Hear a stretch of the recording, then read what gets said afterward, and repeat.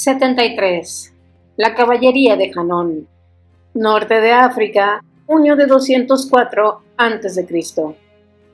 Masinisa cabalgaba ligero, resuelto, seguido por sus 200 jinetes númidas, directos hacia las puertas de Saleka. Habían llegado al anochecer, y allí varios legionarios, exploradores de la Quinta, que mantenían vigilada la ciudad para tener informado en todo momento al procónsul de los posibles movimientos de los cartagineses, recibieron con cierta sorpresa al joven rey de los Maesili. ¿Siguen en la ciudad?, preguntó Masinisa aún sobre su caballo. Así es, respondió el centurión al mando de aquel puesto de guardia. Bien, respondió el rey. El procónsul me envía para atacar Saleka. El centurión no dijo nada y se limitó a mirar los escasos hombres con los que llegaba el rey exiliado del nordeste de Numidia al servicio del procónsul. Masinisa se dio cuenta de que el centurión estaba a punto de reírse, pero no lo hizo, seguramente por respeto, no a su persona, sino al procónsul que había ordenado aquella maniobra.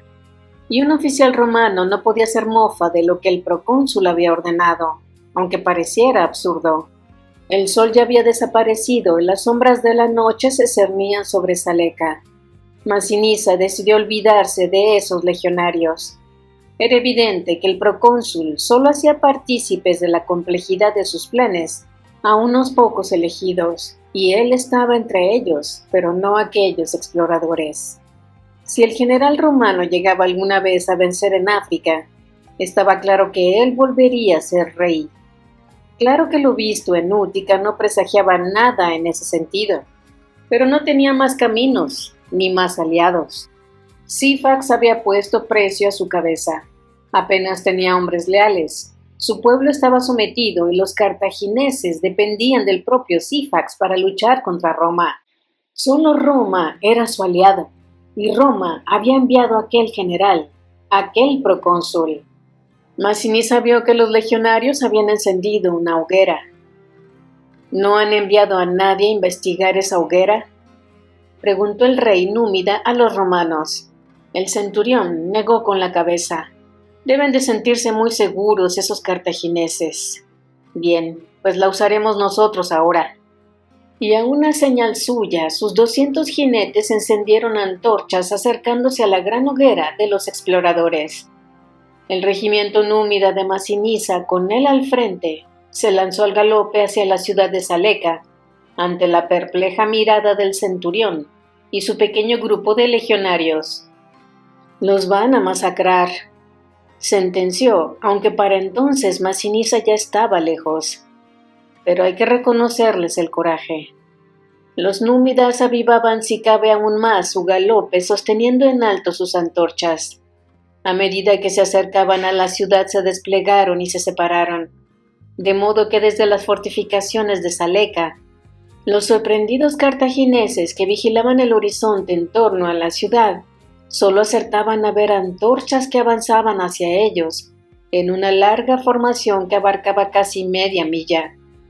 Imposible cuantificar en la noche recién caída sobre el desierto de África la cantidad de enemigos que les atacaban.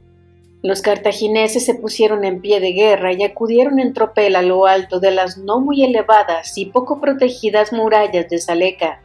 Aquella ciudad no era Útica, sino un pequeño enclave donde los mercaderes se detenían a intercambiar productos en sus grandes rutas por el norte de África. Saleka no estaba pensada para resistir un gran ataque, y de ahí el temor de Hanón, el general púnico al mando, que advertido por los gritos de sus hombres, ascendió con rapidez a una de las pequeñas torres de madera que se habían levantado hacía tiempo junto a las mismas puertas de la ciudad. Hanón no podía creer lo que veía. Ellos habían salido de Cartago para atacar a los romanos y ahora eran ellos los atacados. No lo esperaba. Estaba aguardando la llegada de la infantería que Asdrúbal Giscón debía traer en poco tiempo, y también la incorporación del ejército del rey Sifax. Todos unidos arrasarían a las 2 legiones romanas. Pero, ¿quiénes eran aquellos jinetes que se lanzaban sobre ellos en la noche con aquellos terribles alaridos? Son númidas, mi general, dijo uno de los centinelas de la puerta, que reconoció algunos de los gritos. Númidas, repitió Hanón, intentando serenarse y encontrar sentido a todo aquello. Maesili seguro, rebelde seguro.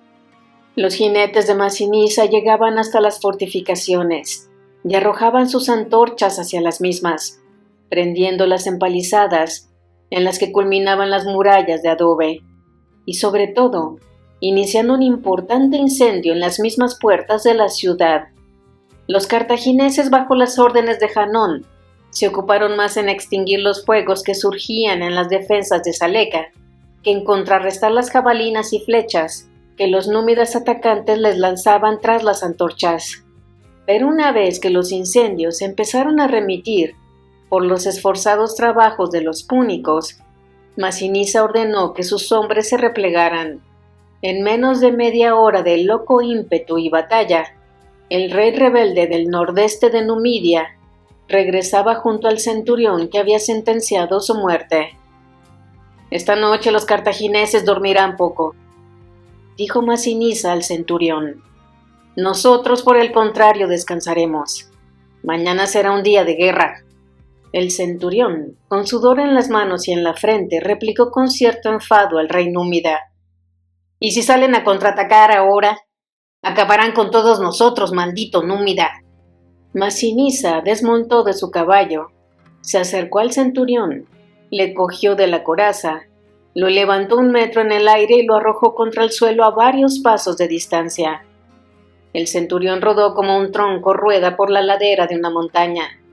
Se levantó y desenfundó su espada al tiempo que lo hacían sus hombres, pero Masinisa, arropado por decenas de sus jinetes, ni se inmutó, y se limitó a responder al oficial romano. No saldrán, imbécil. No saben cuántos somos. Solo saben que tienen miedo y dormirán mal. Mañana al amanecer continuaremos. Ahora vamos a descansar y tú y tus hombres haréis lo mismo. El procónsul me ha ordenado que ataque Saleca hasta que los 4000 jinetes de Hanón salgan, y eso pienso hacer. La mención una vez más de las órdenes del procónsul surtieron el efecto que Masinisa buscaba. El centurión escupió en el suelo, pero se tragó su orgullo y envainó la espada, y junto a sus legionarios se separó de los númidas para regresar a sus 3 tiendas donde recluirse y pasar la noche. Dejarían a un par de hombres de guardia y que los dioses velaran por ellos. Al amanecer buscarían refugio en las ruinas de una torre que había menos de 1 hora de marcha en dirección a Útica, y que los númidas se las compusieran como pudieran con toda la guarnición cartaginesa y mercenaria de Saleca. El cónsul solo les había ordenado a ellos vigilar, y no pensaban hacer otra cosa. Cayo Lelio desmontó de su caballo. Pronto amanecería. El resto de los hombres de las diferentes turmae de la 5ª Legión le imitó. Habían descansado unas horas, y ahora les tocaba esperar el nuevo día. Cayo Lelio dejó las riendas de su caballo a un soldado, y caminó unos pasos para estirar las piernas. Le dolía el hombro y un poco el muslo, pero había tenido mucha suerte. Ninguna de las vigas de la torre de asedio cayó sobre él, cuando la gigantesca estructura se desplomó en medio del mar. Luego solo tuvo que matar con su daga a un par de cartagineses que había caído junto a él. Después nadar y subir a la trireme que comandaba Digicio. Digicio siempre fue un buen soldado, valiente en el combate, excelente marinero. Todos tuvieron suerte, excepto los que cayeron abatidos. Un par de centenares caídos en el infructuoso intento de tomar Útica con las torres de asedio. Las cosas no marchaban bien, pero no había descanso. De la torre de asedio a conducir la caballería de la quinta hasta aquellas colinas donde una fortificación en ruinas se levantaba olvidada por el tiempo. ¿Quién levantaría esas murallas agrietadas y pulidas por el viento hasta dejarlas en pequeños testimonios de un poder perdido? Se adivinaba también una torre justo en el otro extremo de aquel pequeño valle, justo allí donde Publio debía estar esperando con las turmae de la sexta. y el resto de la caballería reclutada en Siracusa. Aquella campaña no dejaba ni un día para el descanso. Lo bueno es que la caballería no había intervenido en el asedio de Útica, y estaban frescos todos y deseosos de entrar en combate. Él también estaba contento allí.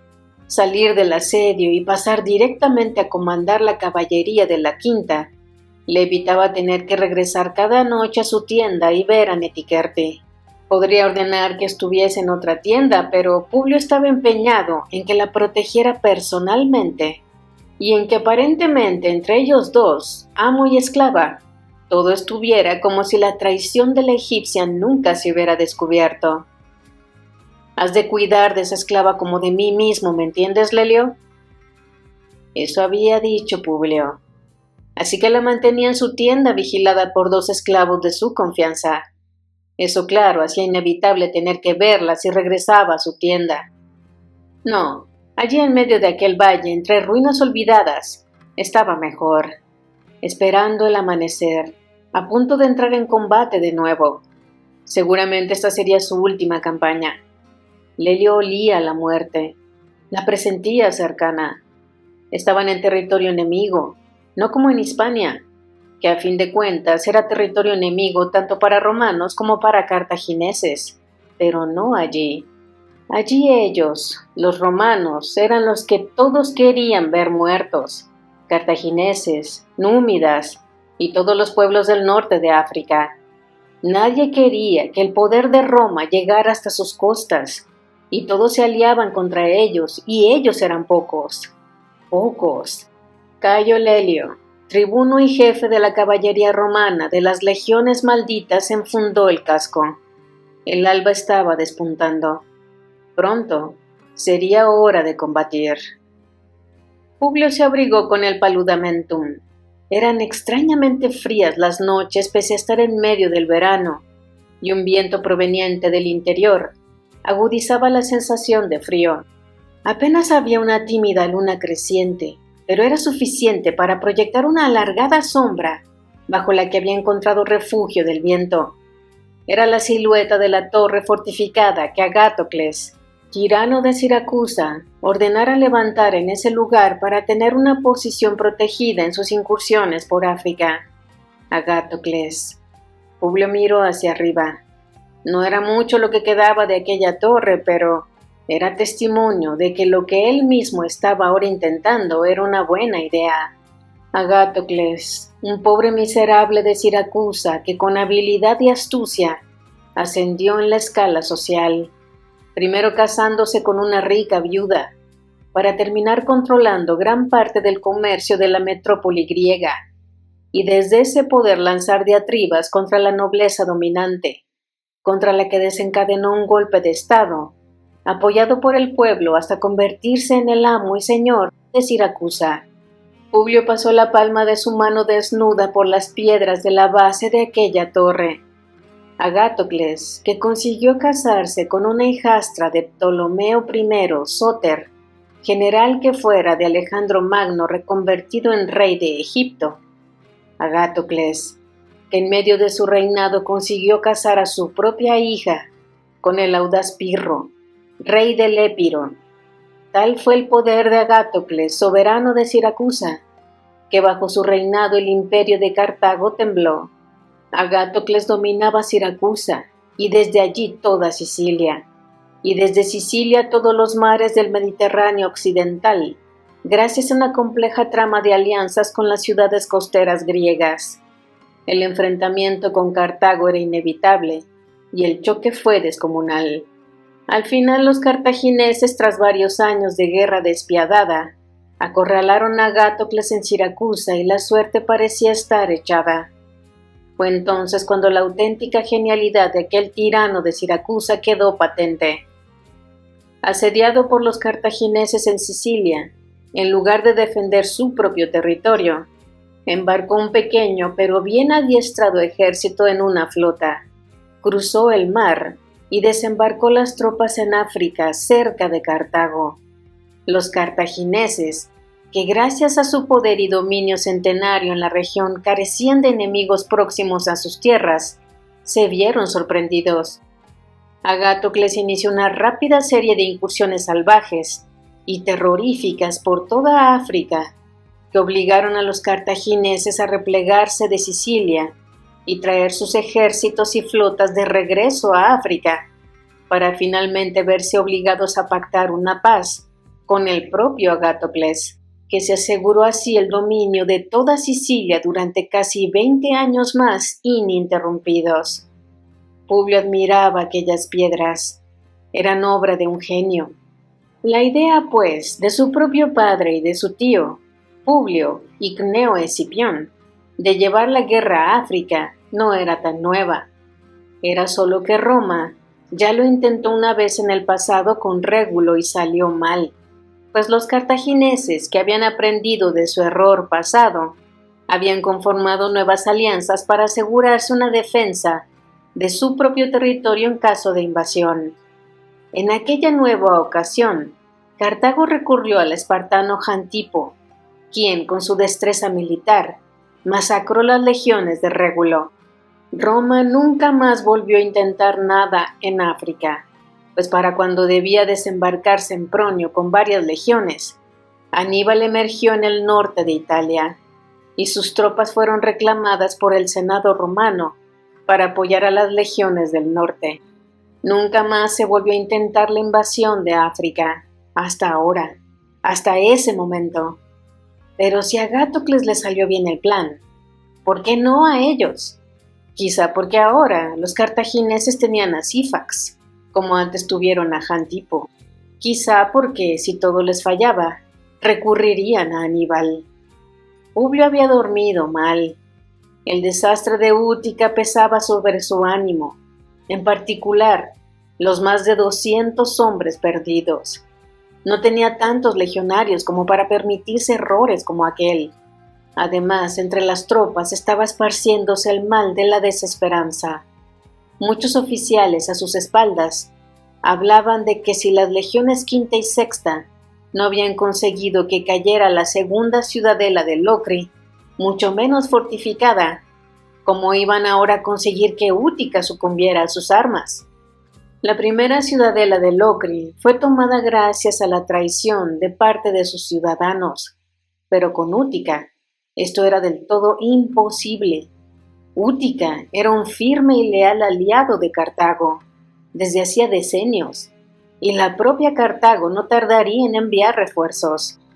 Publio sabía que eso era lo que se comentaba a su alrededor, de momento solo en voz baja, en cuchicheos, que callaban cuando el procónsul aparecía, pues en cuanto salía del praetorium y caminaba entre sus legionarios, las conversaciones se interrumpían, y aunque eso pasaba con frecuencia, ahora, en lugar de mirarle con admiración como ocurría en Hispania, se le saludaba por la inercia que el respeto a la figura del procónsul despertaba entre ellos.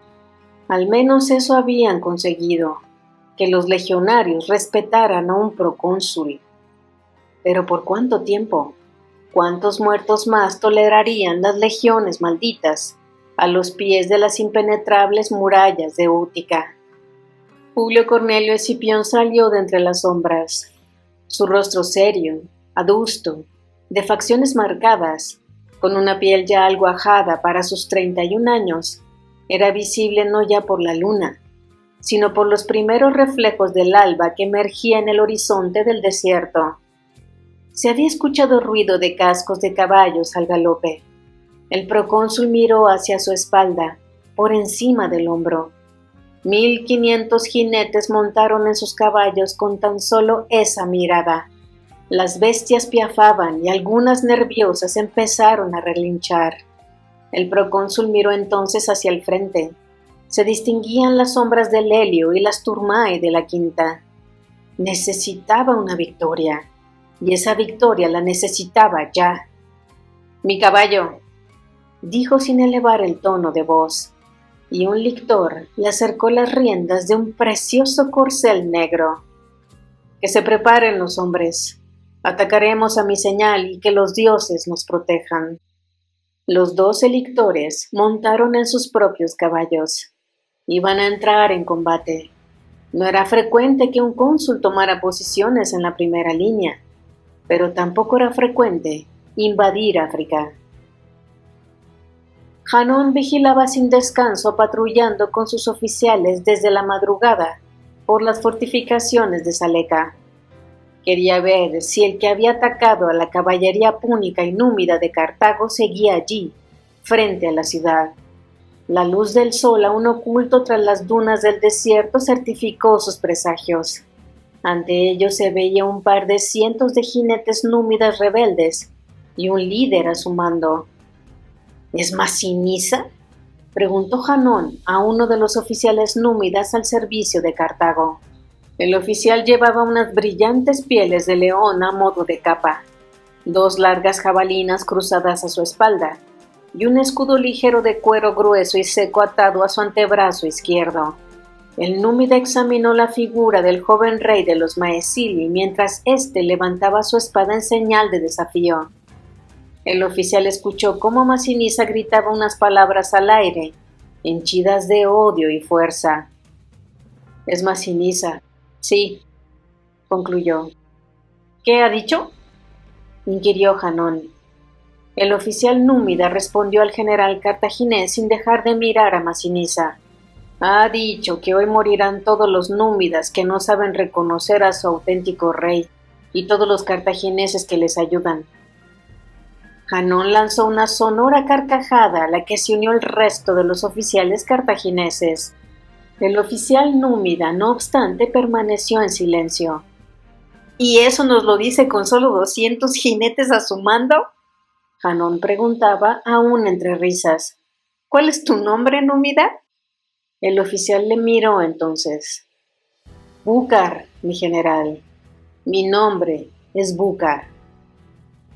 «Pues por Baal, Búcar, hoy vamos a cenar cabeza de rey rebelde servida en salsa».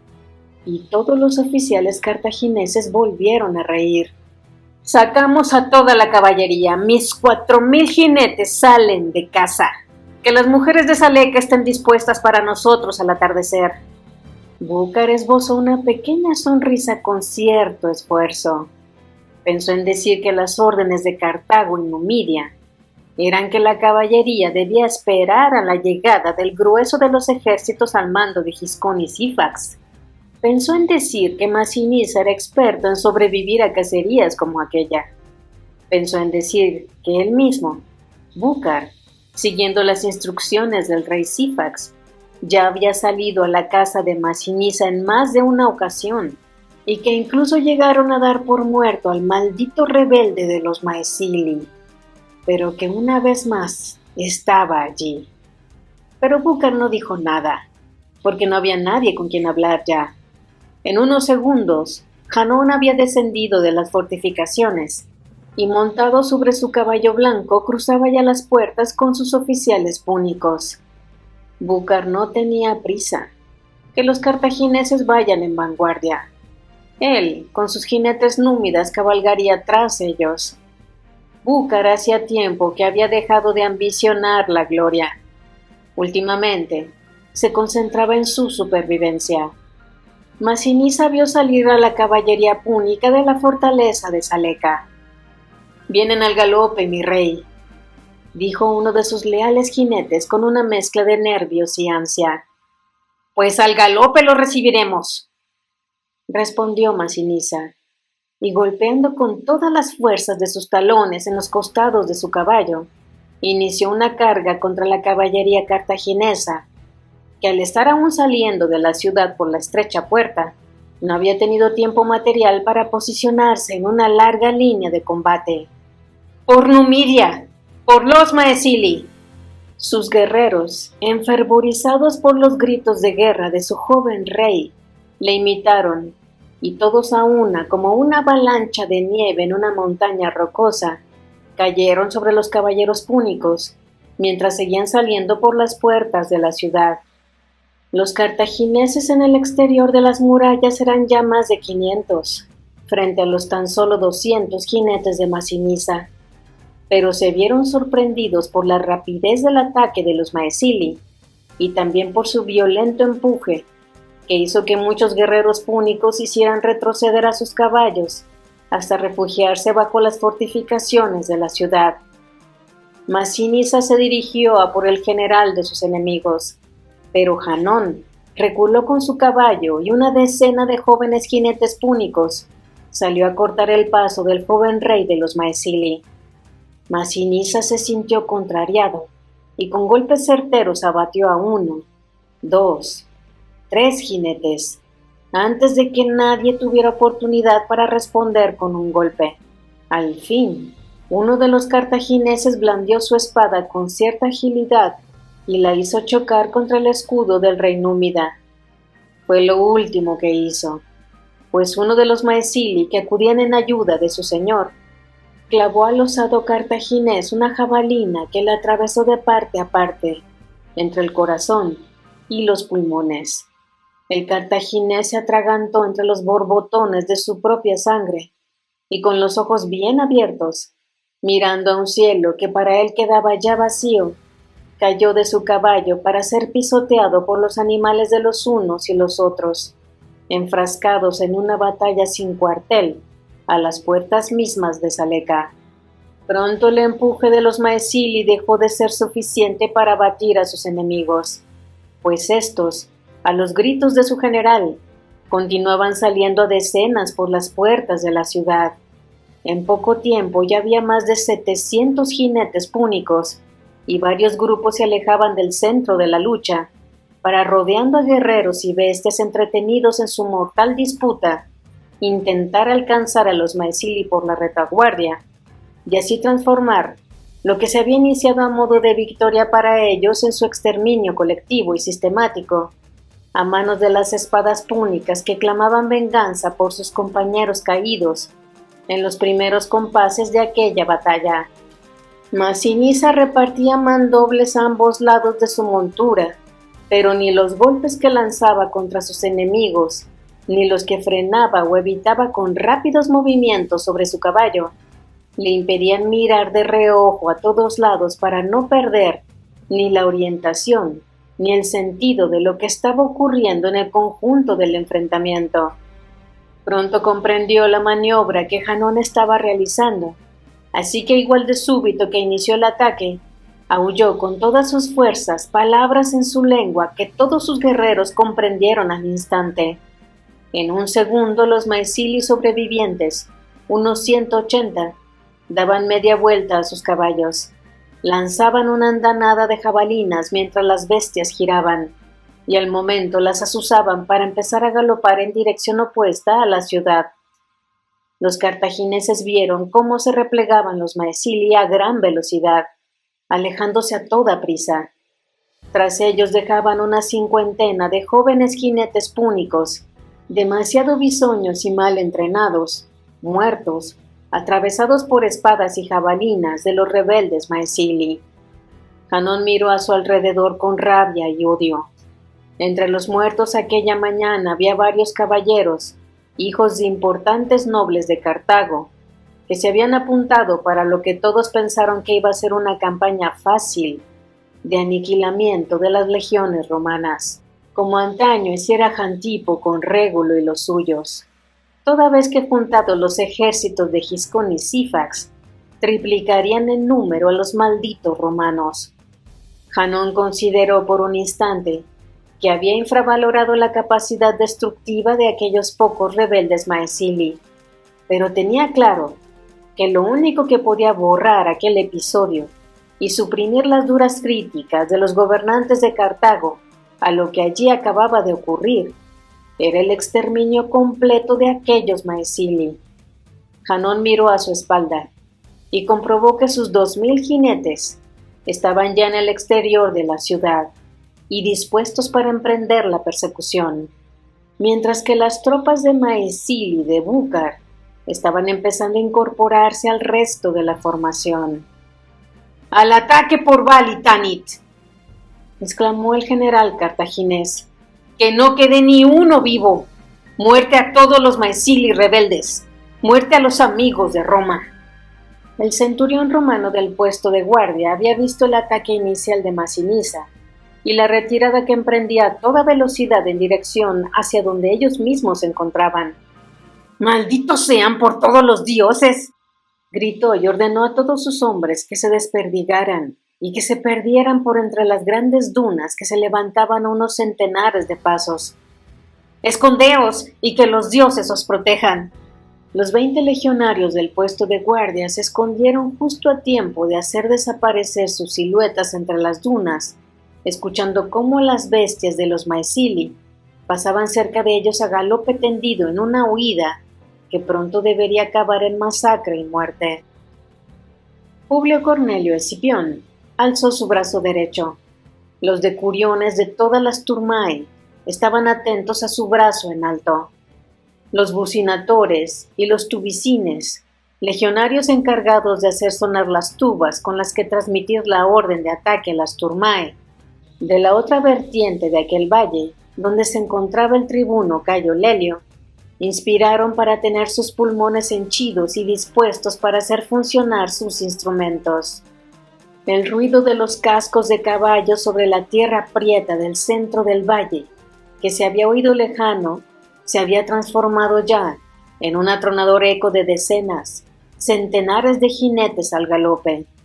Tras unos instantes de expectación para todos, el rey de los Maesili surgió en medio del valle cabalgando a toda prisa, mirando atrás de cuando en cuando, haciendo con sendas manos y gran firmeza las riendas de su montura. Pegados a él venían sus jinetes númidas, luego una enorme polvareda, y de súbito, emergiendo a través del polvo, decenas, centenares de jinetes cartagineses en persecución ciega por Massinissa y sus guerreros. Pasaron 100, 200, 300 caballeros púnicos. Se hizo entonces visible la figura del que debía ser su general, por un casco rematado en vistoso penacho, y su larga capa militar diferente y de más longitud que la del resto. Además de que a su alrededor se levantaba una decena de insignias de las diferentes unidades púnicas que componían aquel interminable destacamento de caballería cartaginesa. Tras aquel general enemigo emergían más y más jinetes, 400, 500, 600. Publio mantenía el brazo en alto, tenso, con una gota de sudor que empezó a resbalarle por entre los dedos de su mano extendida. Unos 700, 800, 900. Publio Cornelio Escipión, procónsul de Roma, cum imperium sobre las legiones de África, bajó con un movimiento rápido y seco su brazo. Las tubas de los legionarios resonaron en medio de aquel valle. Apretó entonces con sus talones la panza de su caballo negro. Este relinchó, alzó las 2 patas delanteras levantando al procónsul en el aire, pero Publio, jinete bien adiestrado por su propio tío Cneo Cornelio Escipión, cuando él apenas era un niño en las laderas del campo de Marte de Roma, tiró de las riendas de su caballo hacia abajo con fuerza. El animal agachó la cabeza y volvió a poner sus patas sobre el suelo, transformando sus nervios en movimiento, creando una hermosa y acelerada carrera en busca de los enemigos de su amo. Tras el procónsul, los 12 lictores, preocupados de que su general fuera el primero en salir, pues sabían de la velocidad de su caballo negro, y temían no poder estar con el general cuando éste llegara a encontrarse con los primeros enemigos. Y tras los lictores, 1500 caballeros de las legiones malditas, galopando y gritando consignas de destrucción. Publio se acercaba hacia el grueso del cuerpo de caballería cartaginesa, cuyos jinetes apenas empezaban a darse cuenta de que estaban siendo atacados por los 2 flancos. El cónsul tomó con su mano derecha un pilum que llevaba atado al caballo, y sin dejar de galopar lo arrojó contra la nutrida hueste de enemigos en movimiento. La jabalina surcó el aire con precisión mortífera y encontró su destino en la garganta de uno de los caballeros púnicos, que no pudo ni gritar mientras escupía sangre por la boca. Perdía el equilibrio y caía sobre la tierra de África. Fue arrollado como lo fueron varias decenas de guerreros cartagineses que caían abatidos por la lluvia de pila, que los jinetes de la quinta y la sexta, a imitación del cónsul, arrojaban sobre las filas enemigas. Los cartagineses empezaron a ralentizar el ritmo de su marcha. Publio había llegado a unos pasos de los primeros caballeros cartagineses que ahora se revolvían hacia él, hacia ambos flancos, para defenderse. Un par de lanzas pasó rozando al cónsul, pero éste las esquivó haciendo virar a su caballo con destreza, y al final se plantó cara a cara frente a sus enemigos. Con la espada desenvainada trazó un giro de 360 grados en el aire, haciéndola girar en su mano para terminar frenando el arma con firmeza y esgrimiéndola con habilidad rumbo al rostro de uno de los jinetes púnicos que más se había aproximado. El casco protegió al cartaginés, que a su vez respondió con un golpe seco de su espada, que el cónsul detuvo con su escudo. Publio iba a contraatacar, pero para entonces estaba rodeado por varios enemigos que buscaban el momento de rajarle con sus armas. El procónsul de Roma aguijoneó su caballo con los talones. La bestia se levantó en el aire a dos patas, relinchando y sacudiendo las patas delanteras, de modo que el resto de los animales retrocedió y con ellos sus jinetes. El corcel negro del cónsul puso sus patas en tierra de nuevo, y su amo lanzó una daga que reventó el rostro del cartaginés, que antes había salvado la vida gracias al casco. Sin lanza y sin daga, Publio se concentró de nuevo en blandir su espada. Dirigió su caballo hacia otro de los jinetes, que respondió alzando su espada. Las dos armas chocaron, pero Publio fue más rápido en asestar el segundo golpe, y su arma pinchó el estómago del guerrero cartaginés por debajo de su coraza de piel y metal. Debía de ser alguien de importancia en Cartago para permitirse tales protecciones militares, pero no había tiempo para pensar en otra cosa que no fuera girar su caballo y recibir al nuevo atacante que se cernía sobre él. Pero no hubo necesidad ya de que el cónsul se defendiera. Los lictores le rodearon y a mandobles hicieron un hueco en aquel lugar de la batalla, abatiendo enemigos que aún ni siquiera se habían repuesto de la sorpresa. Había muerto casi un par de centenares de cartagineses en el ataque sorpresa por los flancos y la lluvia de pila, y ahora, en el combate cuerpo a cuerpo, los veteranos de la quinta y la sexta se mostraban más capaces y destructivos que unos bisoños jóvenes jinetes cartagineses que habían sido reclutados a toda prisa, o que se habían alistado voluntarios orgullosos, con ansia de defender su tierra del invasor romano, pero que no habían calculado la incapacidad de su líder. Publio observó a su alrededor. Cartagineses y romanos se habían detenido y se luchaba cara a cara con saña y furia. Sus hombres llevaban la iniciativa. Al otro lado de la gruesa columna de jinetes cartagineses se veía las turmae de la quinta, que bajo la experimentada dirección de Lelio estaban sembrando de cadáveres africanos toda su línea de ataque. Miró entonces hacia el final de la columna cartaginesa y vio que se interrumpía, más o menos donde terminaba la formación de sus hombres, y a unos centenares de pasos se dibujaba una segunda columna de caballería enemiga detenida. Eran parte de las fuerzas de Janón que se habían frenado antes de entrar en el valle, pero vestían con más pieles y menos corazas. Eran númidas, refuerzos enviados por Sífax, pero no intervenían. Publio salió de la zona de combate y se encaminó hacia la torre de Agatocles, siempre custodiado por sus lictores y por dos turmae de la sexta, que tenían orden de seguir al cónsul en todos sus movimientos por el campo de batalla. Publio detuvo su caballo, se puso la mano sobre los ojos para protegerse del resplandor del sol y escudriñó el horizonte. Estaba valorando dar la orden de replegarse para evitar que el nuevo contingente númida embistiera a sus jinetes, mientras estos estaban concentrados en masacrar las filas cartaginesas. Pero no fue necesario.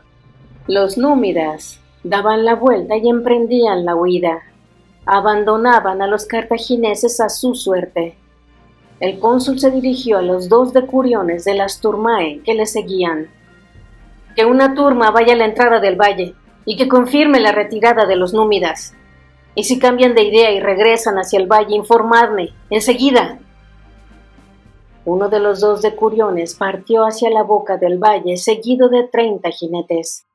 El otro decurión se dirigió al cónsul. «¿Y con los cartagineses, mi general? ¿Qué hacemos?»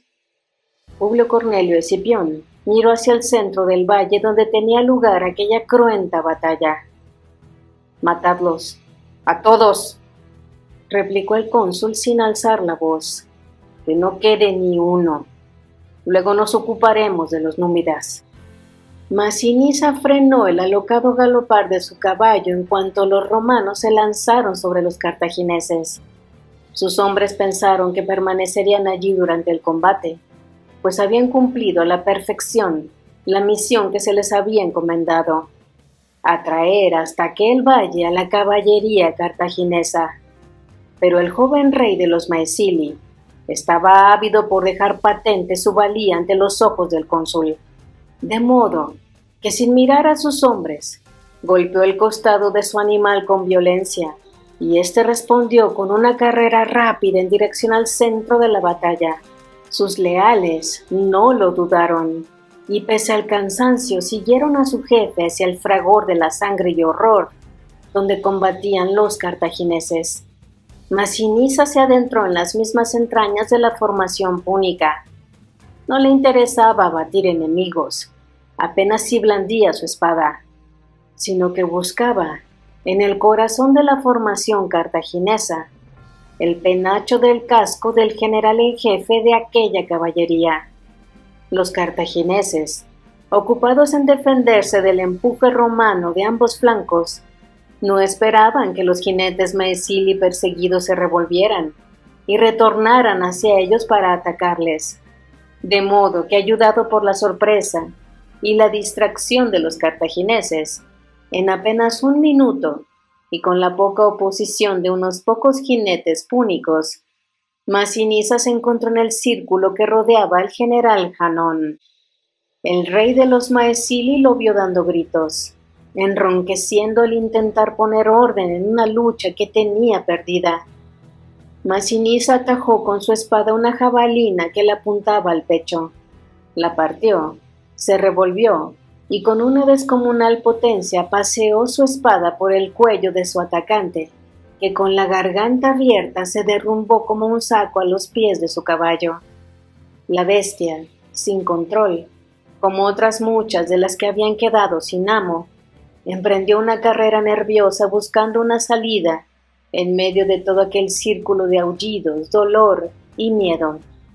Masinisa quedó frente a un incrédulo Hanón, que no podía entender lo que había ocurrido. El joven rey de los Maesili no tenía pensado dar explicaciones. Se sabía protegido por sus hombres, que habían matado a los enemigos de alrededor. Masinisa se tomó su tiempo. Estos eran momentos que convenía disfrutar. Era rey, y lo habían destronado, perseguido y casi asesinado los hombres de Sífax, con la connivencia de los cartagineses en varias ocasiones. Era momento de empezar a cobrar deudas. Envainó la espada. Tomó entonces con la mano izquierda una jabalina de su espalda. La pasó de mano y la sopesó con la derecha haciéndola por el centro. Hanón miraba a ambos lados. Su escolta estaba muerta, o luchando contra los romanos que venían por ambos flancos. El númida le miraba fijamente con aquella jabalina en su mano, pero Hanón tenía su escudo. Con él se protegería y luego retrocedería hacia las filas de sus jinetes. Retirarse antes de que el númida lanzara la jabalina era arriesgarse a que se la clavara por la espalda. Masinisa estiró su brazo derecho hacia atrás para tomar impulso, luego hacia adelante con toda la energía que da la rabia y el odio. Aquella fuerza hizo que la lanza volara feroz en busca del pecho de Hanón. Este interpuso su escudo, pero la energía del rey númida depuesto y humillado era demasiada, y su odio irrefrenable. La jabalina atravesó el escudo como si de un trapo se tratara, y siguió su curso hasta hundirse en el esternón del general cartaginés. El hueso crujió al resquebrajarse, y las costillas cedieron. Se doblaron y se clavaron en los pulmones como dagas afiladas. Hanón se vio morir, con la lanza clavada en su pecho, sin poder respirar, oliendo su propia sangre hasta caer de lado sobre el suelo de su patria, con los ojos abiertos, pasmado. El campo olía a muerte. Publio Cornelio Escipión, en pie, en medio de aquel mar de cadáveres, miró al cielo. Los buitres descendían en círculos. En torno al procónsul, los lictores, y a su alrededor decenas de jinetes romanos, que dejando sus caballos en manos de otros caballeros, se afanaban en retirar los muertos, casi todos cartagineses, apilando los cuerpos inertes en grandes montones, hacia donde las bestias de rapiña del cielo concentraban sus ojos hambrientos y anhelantes. Llegaron entonces varios manípulos de infantería que habían permanecido en la retaguardia. Los legionarios levantaron un improvisado praetorium en mitad del valle donde la torre de Agatocles, semiderruida, había asistido como testigo a la gran victoria de los romanos. Publio observó las ruinas de aquella fortificación y se alegró de que los cartagineses no hubieran encontrado, al menos de momento, un general con la capacidad del antiguo tirano de Siracusa o del legendario Jantipo. 4 númidas maesili se acercaron hacia el praetorium portando el cadáver de Hanón. Tras ellos, orgulloso, satisfecho, se erguía la joven y fuerte figura del depuesto rey de los númidas del nordeste. Legionarios y lictores hicieron un pasillo por donde los maesili pasaron exhibiendo el cuerpo sin vida del general cartaginés. Para facilitar el transporte, los númidas habían partido la lanza, dejando tan solo la parte de la jabalina que estaba atravesada en el pecho del púnico. Al llegar frente a Publio Cornelio Escipión, los maesili se detuvieron y a una señal de su rey dejaron caer el cadáver a los pies del cónsul de Roma.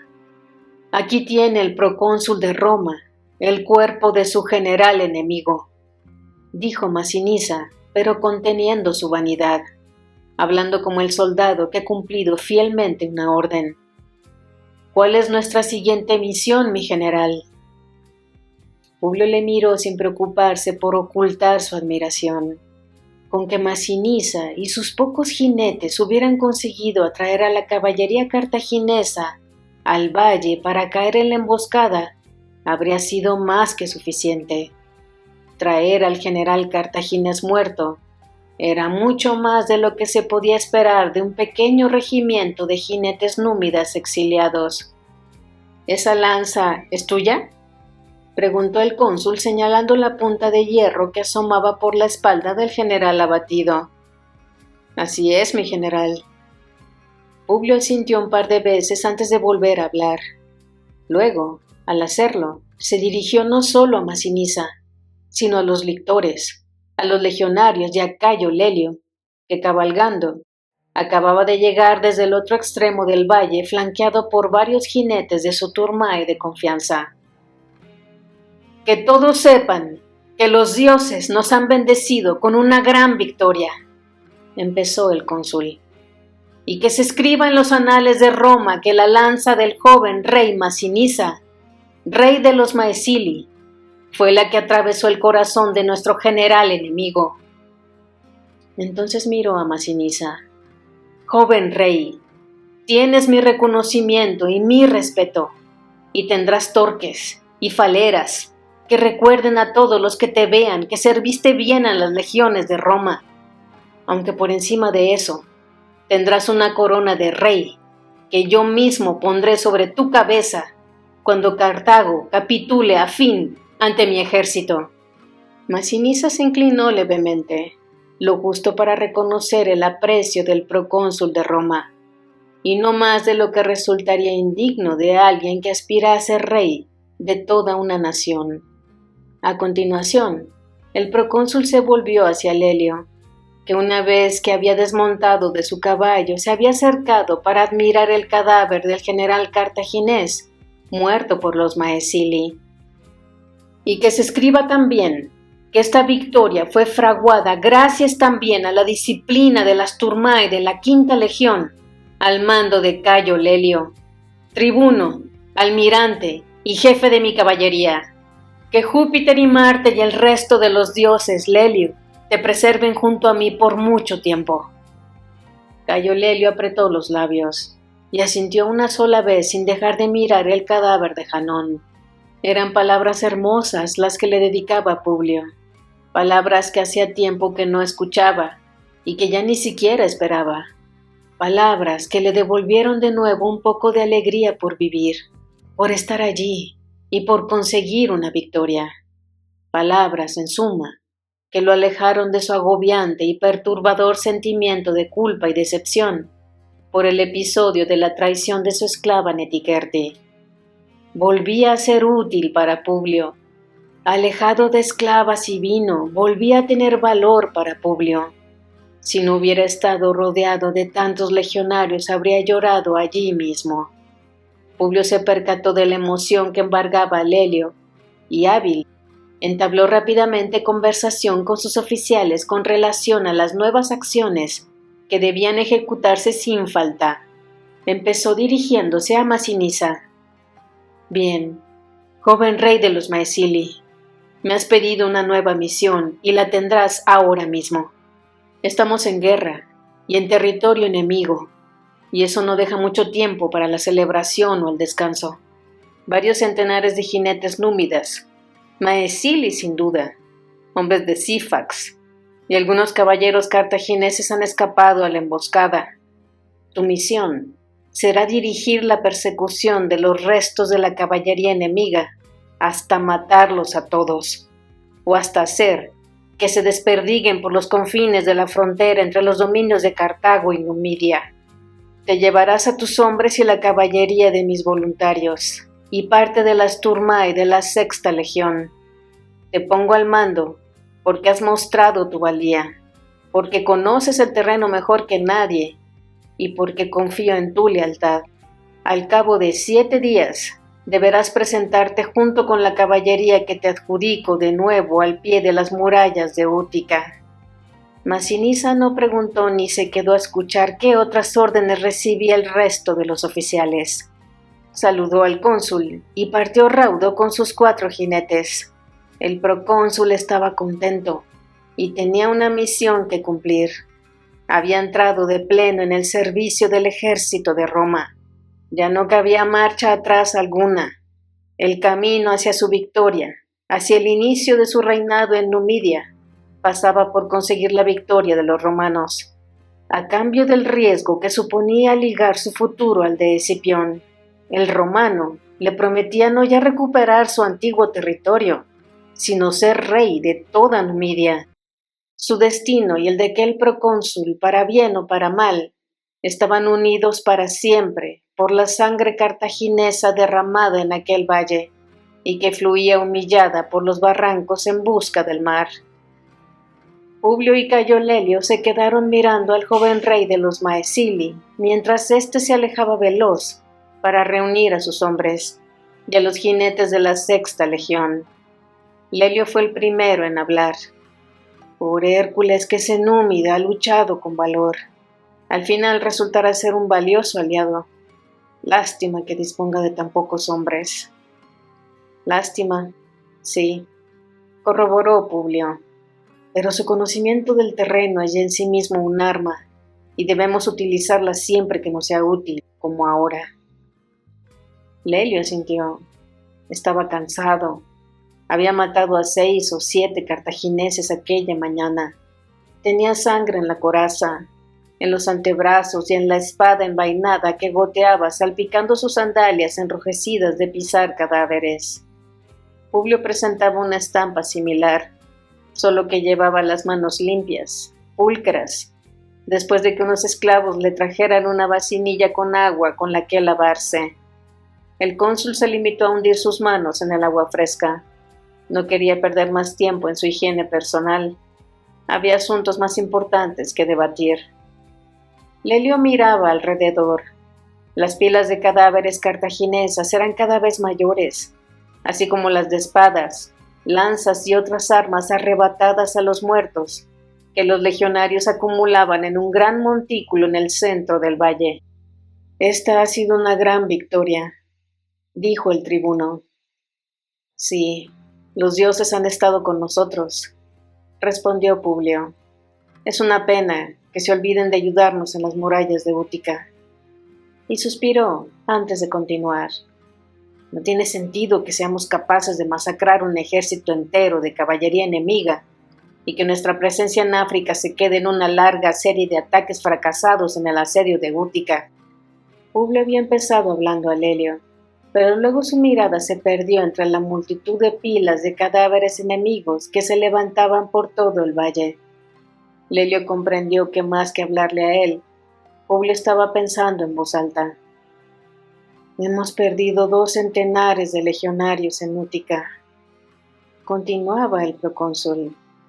2 centenares, y no tengo con quién reemplazarlos. Los cartagineses sustituirán a sus jinetes muertos esta mañana con otros que reclutarán en la propia Cartago, o que harán traer de las naciones vecinas. Giscón se está encargando de reunir un imponente ejército con el que atacarnos, y sé que Sífax acudirá en su ayuda. Juntos, Giscón y Sífax serán casi invencibles. Invencibles. Nos triplicarán en número. Lucharán en su territorio, por su territorio. Y lo peor de todo, no nos temen, no nos tienen miedo.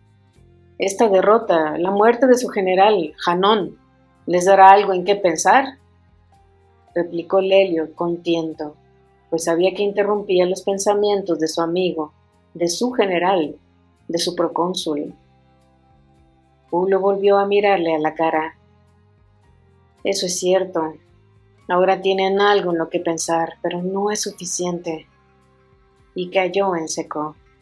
Lelio sabía interpretar esos súbitos silencios. Publio había tomado una determinación.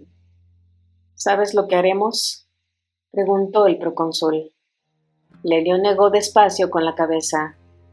Publio mantuvo la mirada fija en él un segundo antes de decir nada. «Vamos a arrasar la región», dijo Publio con una frialdad que helaba la respiración de los propios lictores.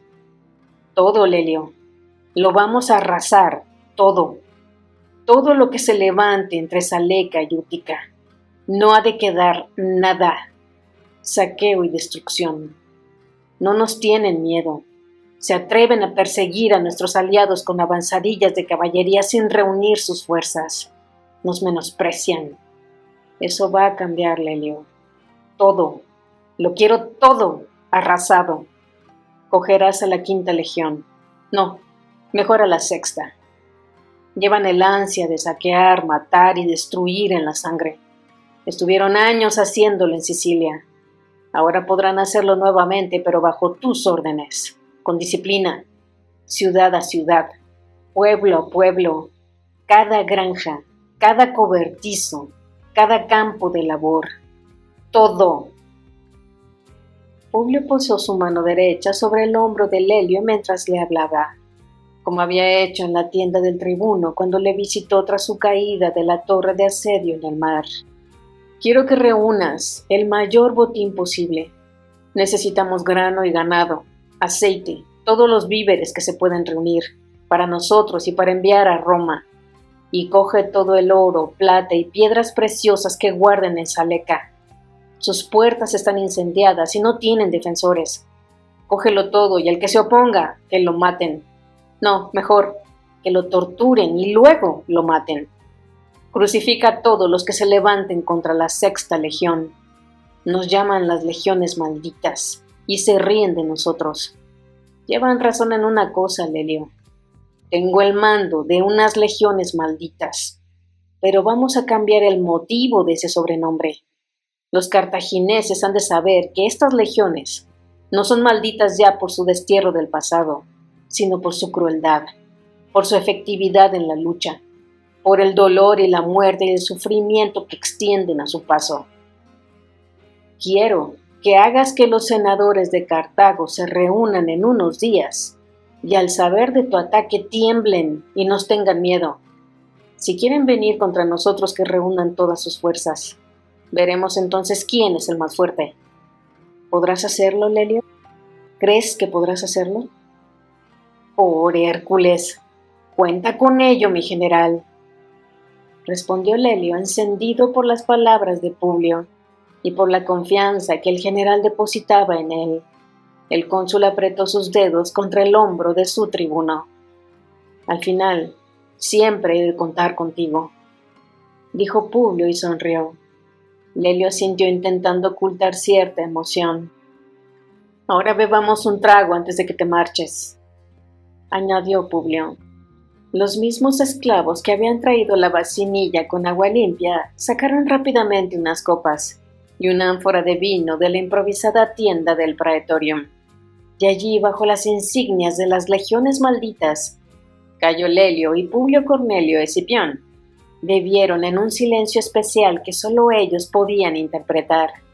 Un silencio bajo el que ambos, sin decirlo, recordaron la primera vez que en el norte de Italia, junto a una hoguera, próximos al río Trebia, la noche antes de combatir contra los ejércitos de Aníbal, brindaron por su amistad eterna. De eso ya hacía 14 años, y año a año habían compartido batallas y penurias, luchas en el Senado, intrigas en Roma, espías en los campamentos, la sorpresa de la traición, la injusticia de una rebelión y la impotencia ante una enfermedad.